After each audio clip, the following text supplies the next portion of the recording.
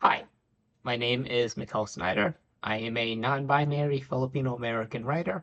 In my past lives, I was a slam poet on Washington University's premier spoken word poetry group, Woo Slam, which later segued into becoming the architect of Button Poetry's live streaming infrastructure and as an editor and co-publisher of Freeze Ray Poetry.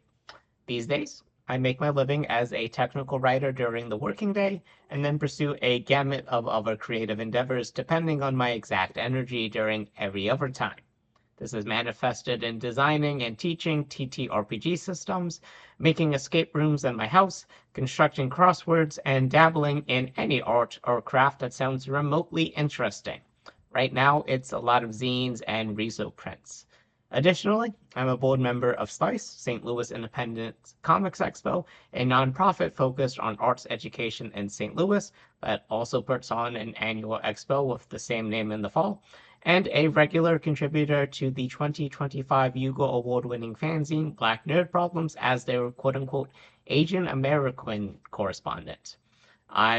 Dear viewer, reader, as you probably guessed it, being a contributor to a Hugo Award-winning fanzine has managed to spark something in me that was almost certainly always there, but is now very much at the forefront of my mind. And I will also preface this by saying that actually getting a Hugo Award is not actually my end goal. I won't lie, it would be nice. But the real reason I have this newsletter is because I love writing.